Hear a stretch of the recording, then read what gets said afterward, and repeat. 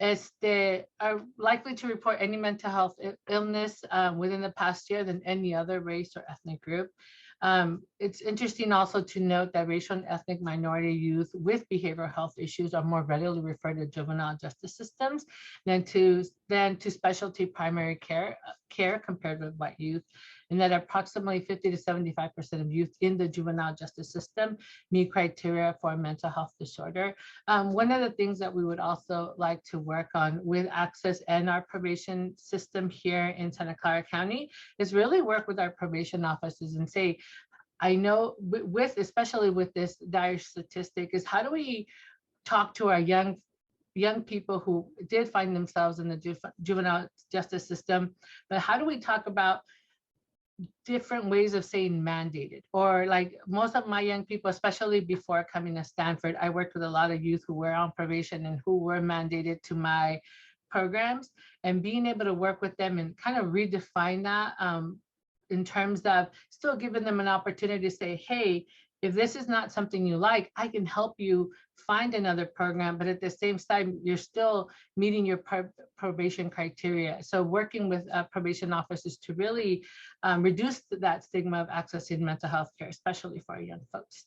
The lack of cultural understanding by healthcare providers may contribute to underdiagnosis and or misdiagnosis of mental illness in people from racially and ethnically diverse populations. And so we hear a lot from our young people who they would want to be part of mental health services, but they also want their providers to look like them, to understand them, to not have to bring in those cultural nuances and explain themselves repeatedly in that system. And then also that compared to white Americans, ethnic minority groups are more likely to underutilize services or prematurely terminate treatment. And so with this in mind, the need for us to really delve into community and ask young people that what they were going through was really important for us to ensure that we were meeting all of these needs. So the key themes in literature that we have been able to bring in as we are preparing for Access is that people of color are more likely to experience socioeconomic and or psychosocial stress, which can have a negative impact on mental health and well-being. People of color and ethnic minorities less likely to access adequate quality mental health care. And so really in some communities, what we're seeing is that these cultural frameworks for well-being are congruous with the dominant approach to mental health, affecting underutilization and cultural disconnects. And again, culturally attuned mental health services may increase access to quality care and well-being for people of color. And so these are all the key themes that we were seeing in the literature in terms of how are we going to make Allcove inclusive, and not only that, but support our young people as they are engaging in mental health services, again, for a lot of them for the first time, or with a lot of stigma that comes from being part of their communities or just being a young person who hasn't heard all that great information about the services that exist right now. So our research questions for this project are, how do youth experience strengths and concerns related to their mental health and well-being? And the second one is, who do young people talk to about their concerns? What does communication about mental health look like within diverse families and communities? And this goes back to our initial goal for the project, which was increasing intergenerational conversation and reducing cultural stigma. And then our third question is, what community-based resources or practices would best serve diverse youth in their efforts to access positive mental health and well-being? And that goes back to us wanting to create certain policies for the Allcove centers to create integrated care. All right, so let's do a little temperature check on how we're all doing. What we're gonna have you do, and really in an effort just to get to know you and our community, all of us here are experts in our own lived experience, and our reality and what we've been through. So thinking about that reality really shapes how we communicate, how we interact, and especially how we deal with different kind of stressors that we have been presented through our livelihood. So what we're going to do is Ragini is going to share a poll with all of you, and a really quick poll just to kind of gauge where we're all at. And some of these questions are connected to how we develop the questions and you know, supported Shravanti and Sam Scruthy in developing the questions. So there are different kind of scenarios that speak about somebody's own identity and experience, as well as accessing care, as well as even just talking to your family if you were able to. So Ragini, if you're able to share it, Shravanti's gonna, once you share it, Shravanti's gonna read the questions for us. Go for it, Shravanti. Okay, so the questions are 1, I have personal/family experience with mental health. 2, in my culture, mental health doesn't exist or isn't a real thing. 3, in my family, we talk about mental health concerns. 4, in the mental health care system, I have personally experienced racial, micro, or macroaggressions in trying to access services for myself or for my family. And we know this question might be a little hard to answer, but just give it your best shot.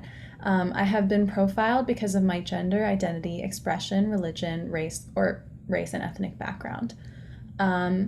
My race or culture does not affect how I'm able to access services. And 7, I have always felt welcomed in spaces I've been to.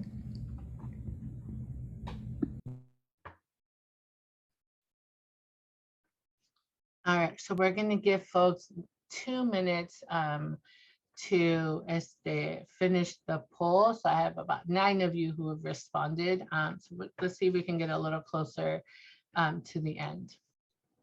And then we wanted to share a little bit about it. So as you are finalizing your answers for the poll, or just thinking about how these questions affected you as you're thinking about it, you know, I can see the results, and as soon as we're able to, we can end the poll. And so, you know, think about, and then please feel free to answer these questions in the chat. How did you feel completing the poll? And did you have any, and did any of the questions resonate with you? And feel free to engage with that second question in the chat in terms of how some of these created some kind of feeling for you or a thought. It's awesome to see that there's some folks that have said no, right? In terms of that number 2 question right now, in my culture, mental health does not exist, and it isn't a real thing.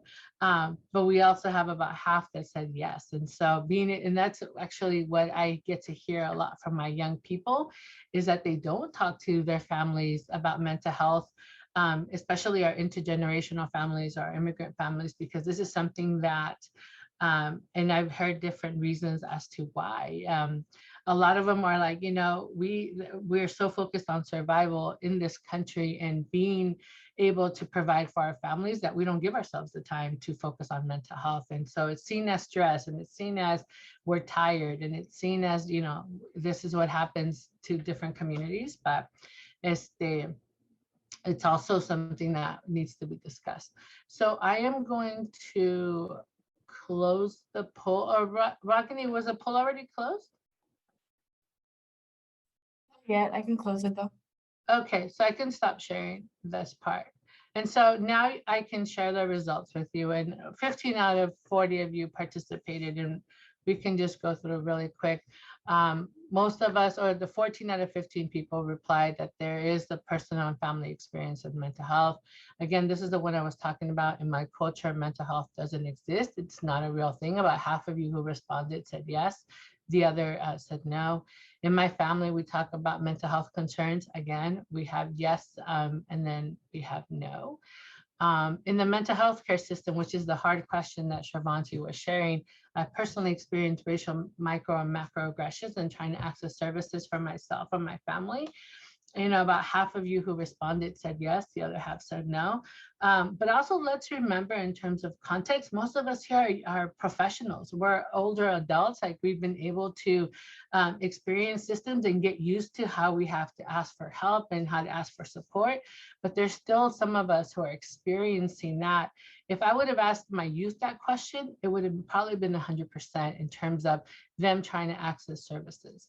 I've been profiled because of my gender identity, expression, religion, race and ethnic background. yes, and about 50% against. So we're right around the middle. My race and culture does not affect how I'm able to access services. So a little bit less than half said yes at 40% and no said 60%. I've always felt welcome in spaces I have visited. And it's interesting. We have yes, who 5 out of 15 of you said that you feel more than welcome. 10 out of 15 of you also said no. And so to think about like as adults and we're navigating, let me just close that. As we're navigating all of these spaces, as adults, we're still feeling some kind of way about being able to access services. And let's put ourselves in our young person's mind, answering those questions and actively trying to seek out support. It's definitely a challenging system. Shravanti, did you want to say anything about the poll or any question that resonated with you that you would like to share with our panelists here? I think the question that resonated with me most was in the mental health care system. I have personally experienced racial micro or macroaggressions in trying to access services for myself or for my family. And this definitely happened to me. I have multiple stories. But yeah, that question really resonated with me. And I think for a lot of the people that I know, it's a very similar situation. And I think that comes from just not having enough diversity within the mental health care system in terms of actual providers. That's why so many people want, healthcare providers that are of the same cultural background as them, because they don't have to deal with those micro or macroaggressions. Thank you, Shravanti. Food for thought, definitely. And I think what I've heard from our young people in the 4 cohorts that we now have with Allcove, and that's about just 120 youth that dedicated themselves. I have about 30 youth that dedicate themselves for a year, and some continue on for a second year. Being able to just have folks that look like you, feel like you, and understand youth culture is a really big thing. And so, and honestly, all of this is kind of really also guided Shravanti and Samskruti to create this project. So let's talk a little bit more about the project and where we're at. Go for it, Shravanti. Okay, so the methods for this project are a youth and parent survey. So they're different. There's one survey for youth and one survey for the parents. And then youth focus groups. There are about 8 to 10 people in each focus group. And then the policy and program recommendations that we're going to create as a result. And we want this entire project to be incredibly youth informed and actionable. Let's share a little bit more about that survey design. Okay, so me and a friend, Samskriti, we were both part of the youth advisory group in 2019 to 2020. First developed the first draft of the survey, and then we got funding and we partnered with the Gardner Center, and we really refined those questions, and we vetted it by the larger youth advisory group to make sure that the language was appropriate and accessible, that youth wouldn't, get bored halfway through, or maybe even not even be able to understand or really conceptualize some of the questions. So we made sure that the language was accessible. We presented at the CYMHWB conference in, I think it was April, while we were still developing the surveys, and we got feedback from youth and allies on the survey questions.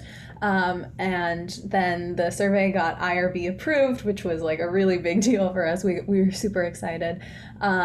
And like I mentioned earlier, we have funding and a commitment from the Center for Youth Mental Health and Wellbeing and Allcove. We launched a social media campaign. An example for the social media post is in the slide. Certain challenges that we had with the surveys was just getting folks involved in general. And so to try to make that easier, we made the dates a lot more flexible. It was originally due earlier in October, but we extended the deadline to the 15th, which is today. and just making sure that the IRB language wasn't too like technical for like youth to answer. And we, there's so much that we have to say about the project, and so that we can give people informed consent, but at the same time we don't want to overwhelm people with like all of the information when we just are sharing the link to our survey. And because we're a Stanford organization, we had a lot of connections in the Bay, but not many connections statewide. And so like a positive to this was that we started working with like multiple organizations across the state for our outreach like portion of the survey, and just getting the word out, and again with the social media campaigns. Awesome. I wanted to just add one thing to the challenges in just getting folks involved and that COVID transitions. We understood that as part of this IRB study, we needed to outreach to providers who were working directly with young people. Most of you here probably understand what that means. But we also wanted to be really cognizant of the fact that a lot of our young people were transitioning back into school, and that just opened up a whole other kind of issues and different forms of anxiety that were about being back in school when we're still dealing with a pandemic. We also wanted to recognize the lift that we were asking providers, so these people were working with youth who are trying to go back into school. And so the priority for them wasn't a survey. It was making sure that their youth were okay. It's the same, concerns that we had when my youth started back into school in terms of like, how do we really support young folks? And that was one of the big things about just being really flexible with the dates and being able to work with the community that we were trying to gather information from. And so I get to talk about our survey update. And so today we have shared with a diverse youth serving organizations across the state. We have 2 Allcove set centers here in Santa Clara County, in San Jose and Palo Alto. I'm gonna talk a little bit about this at kind of like our second to last slide, but we also are working with 5 more sites who receive funding to bring Allcove to their community. And they go as north to Sacramento, as south as Orange County, and all through the state. So we definitely wanted to make sure that we were able to access some other youth who are also, all of these organizations are serving diverse communities. Surveys are due today by midnight. And so far, and we're really excited, we've collected 449 total surveys, 319 being from youth, 16 to 25, and 130 from parents. And so I am going to share the project design link and the survey link. So if you would like to complete the survey for yourself, if you're a parent of a young person that's 16 to 25, or someone who's 16 to 25, please share the survey with them. So what are our next steps, and what does it really look like? Again, we were hoping today that we were going to be able to give you all some preliminary findings and some insight into how we were going to be developing policy, but we had to be flexible, and we had to make sure that we were also taking care of the community that was supporting all this information and feedback gathering. So where we're at now is that we are going to be looking at those surveys for different demographics, looking at the voices and where they're coming from. And then hopefully with these initial glean findings, we're expecting a 4 to 8 week turnaround, but really starting to take those findings and inform what the focus groups are going to look like.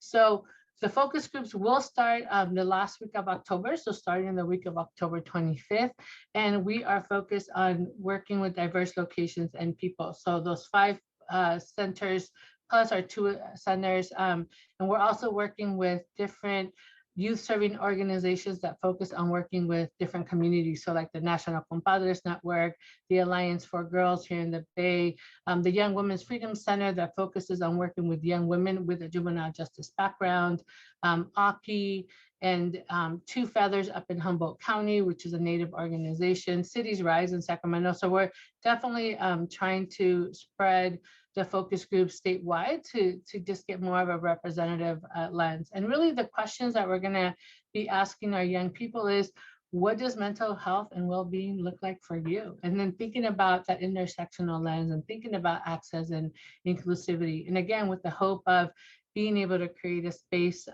for young people to access Allcove. Go for it, Travanti. So My bad.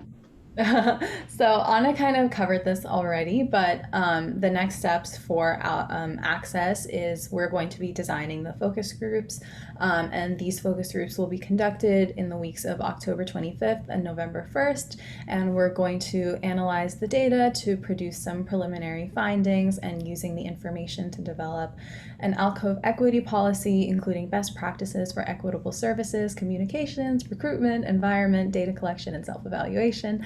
And then developing youth advisory group presentations for, and workshops and reducing stigma and racial bias in culturally diverse communities. And which a really important thing that we're doing is sharing all of these resources and training materials with all the Allcove centers across the state, as well as other youth serving organizations. So we want to make sure that all of our findings doesn't just help us. We want to help multiple different organizations create that safe space for diverse youth. Awesome. And so I did promise an update to Allcove. So for us, our first 2 brick and mortar locations opened up in San Jose and Palo Alto in June of this year. And we are also collaborating with the Santa Clara County Behavioral Health Services to implement this 4-year pilot. And you can find more information at allcove.org. The state did award 5 new sites. So we'll be in San Mateo, Sacramento, Central Los Angeles, Redondo Beach and the Beach Cities, and Orange County. This is the seed funding provided by the state of California through the Mental Health Services Oversight and Accountability Commission and the Stanford Center for Youth Mental Health and Wellbeing. We will be providing the implementation and technical assistance for all of these folks to make sure that they understand the Allcove and that they're doing their best with implementing it in their community. And we just also wanted to share that this is this youth mental health integrated model. It's really international. It's growing throughout the world. We were heavily influenced by all of these awesome partners out in the community. So in Headspace Australia, there's 130 sites in Australia. And this is my fun fact that I like to mention about Headspace and their 130 sites. Headspace is half the population of California. And so right now we have 2 sites in California. We're hoping to get to 7, but if you think about just population sizes, the need for mental health, especially with the things that Sharvanti mentioned, with what's going on in the community right now is definitely a need, especially the focus with young folks. In Denmark, it's also known as Headspace. They have 8 sites. In Israel, there's 2 sites called Headspace. In British Columbia, it's known as, they have their own model called Foundry, with 10 more sites coming soon. And in Ontario, Canada, we have Waihu that, in all of these organizations, we work with together to make sure that we're kind of all in the same page when it comes to talking about youth mental health and integrated care. And so that's our presentation. So for more information, you can always contact Stanford Youth MH at stanford.edu. If you would like more information on Access, follow us at Allcove Youth and Stanford Youth MH. And so what I'm going to do is also in the chat, I'm going to share the project design that was developed with our young people in terms of what Access is. And if you're interested in taking the survey, there it is, or sharing it with young people. It will close today at midnight. And your feedback would definitely help support us getting to a space where young people feel that they are able to come in without judgment, that it's inclusive, and more importantly, that it's a space that is anti-racist in nature, not just in rhetoric, but in actual practice and communication. So that's the end of our presentation. If you have any questions, please ask. Would love to be able to answer them. And thank you all for those folks that introduced themselves in the chat, as well as shared some really amazing connections. Brianna, I read your chat to us, so thank you very much for just talking about what you went through. And Imperial County, yes, that's San Bernardino area, right? Imperial. We are definitely looking at Central Valley as well. So another update that we do have is that Our youth advisory groups are connected to centers, but we just formed a state youth advisory group that is with youth all throughout the state. And I have youth from San Diego there. I also have some young people from Fresno, Merced. And in the Central Valley, recognizing that these are areas that, don't really have a lot of access, and we want to make sure we're capturing those voices. Does anybody have any questions for us? Yeah, great. Oh, Anna and Shravanti, thank you. Thank you so much. You all deserve a round of applause. And even though we're not with you in person, we're going to give you big applause. And I think, a couple of things that came to my mind, and I think this is excellent research that you're doing, and really, from a researcher's perspective, 2 words came to my mind: robust and meaningful. Because I believe the research you're doing is really meaningful, meaning that it's going to actually share information about, sometimes, we say these are communities that often is not really even discussed. So really very much appreciate, your passion on this, and also, your courage to actually take this on. This is stuff that needs to be done. And again, I'm very, I'm almost like, wow, this is really cool stuff. And really 2 other things is, you mentioned, Shravanti, you mentioned, moment of pause. And as I thought about that, I said, wow, how cool is that? So that I think that's a huge thing. And the other word that you mentioned, where that led me to say, what, it is robust and meaningful, is you used the words intentional movement. That means it's for a purpose. So really, I think you're spot on with what you want to do. I think you're spot on with the purpose of what your research is. So thank you so much for doing that. I'm going to get off my soapbox now. Okay, so we're now going to open up the floor, right, and take a few questions, right? Please use the chat box to type in your questions. I also want to remind everyone to honor the community agreement we went over in the beginning of the session as we open the floor for questions. If we don't get to your questions, we may collect them and answer them in the following email. So let's go ahead and start that. Also, what I can do, since our survey is ending today and we are just starting the focus groups, if anybody would like more information about Access and kind of where we're at, here is my email that I'm adding to the chat. And if you would like to be added to our newsletter, we'll definitely be talking about Access in our newsletter as we're getting closer to results. Please let me know and I can add you to our communications about it. And so we're really excited to look at the data that we've received so far, as well as to have these really awesome focus groups.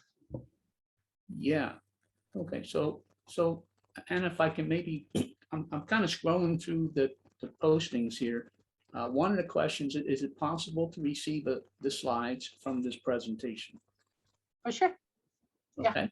So I can send them to Ragini, and if you can share them, that would actually I did send them. So if you can just do a PDF of it because it has my notes, that would be Yeah, great. I will be. So for this question, so everyone knows, I will be all the workshops, presenters, recordings, everything will be sent from the conference after the conference, either in a follow-up email or will be shared onto our website. But either way, you will have everything that you attended the last 2 days.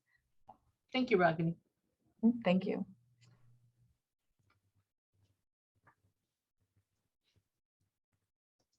I did see a question on the focus groups, and are they going to be virtual? They will be virtual. And if you're interested, these are technically for young people, right? So 16 to 25. And so if you're interested, please email me. You have my email, and then I can definitely put you into one of our focus groups. Or if you know young people who would be willing, right now, it would be awesome to just have a community one that is people from different areas that are not linked to different organizations. So I can definitely develop one. We're interested in us getting as many voices and experiences as possible to inform the research as well as to support the creation of these inclusive spaces. and support us sharing it with all of you as well.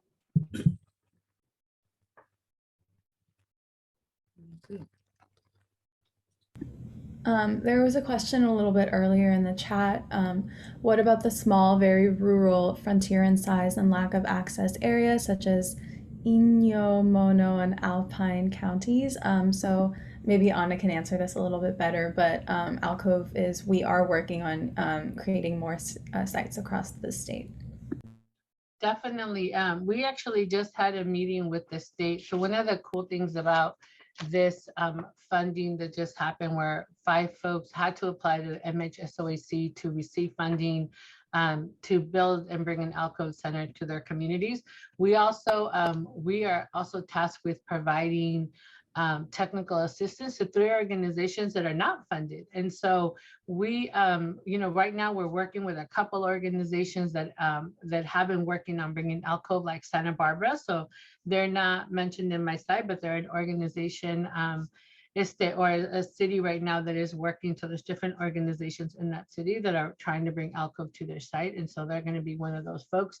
And so this meeting that we had with the state, our contractor was like, well, where else would you want to look at? So I am writing all of these down in terms of spaces in the Imperial Valley, Inyo, Mono, and Alpine countries. And so we definitely know the need is great. And so we're looking forward to working with as many communities to bring Allcove and to bring support that is definitely much needed.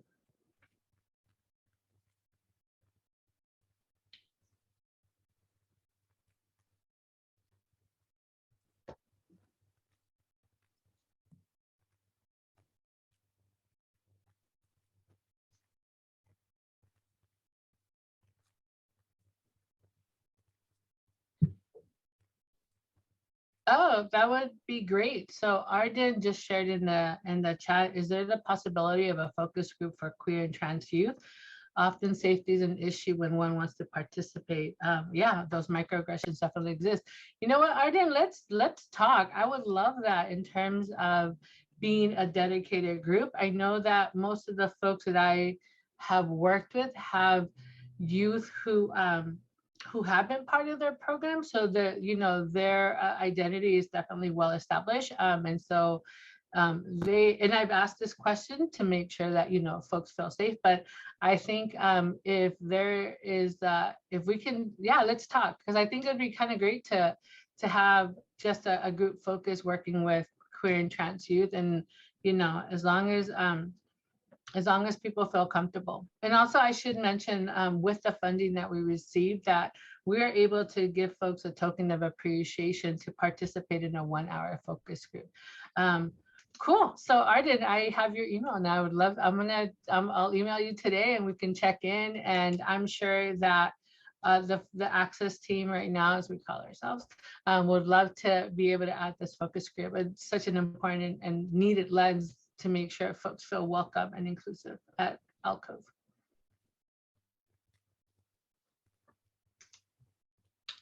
Have we had any participation from the deaf community? You know, one of my caddy members it represents that community, but we can also talk about that, Arden, if you would like.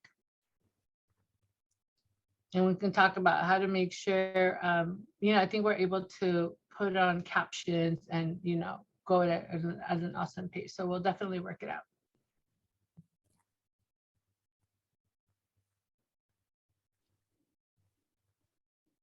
I'm really excited, one, that folks want to participate in our focus groups, and also that, you know, Shravanti and I met with the rest of our team yesterday, and it was really cool with like just being at this point, right, Shravanti, like going from a project that you and Sam Scruthy thought about 2 years ago into now funded, IRB approved. How are you feeling about that?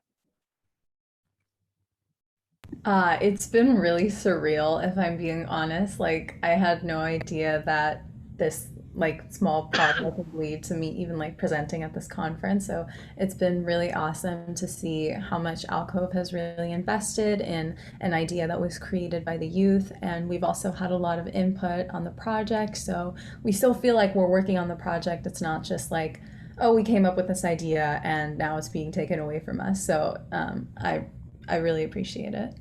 And then there's another question in the chat. Are you working with junior colleges throughout California? Yes, ma'am. We are definitely working with junior colleges. The focus has been here in Santa Clara County, but we're outreaching to as many folks as we have.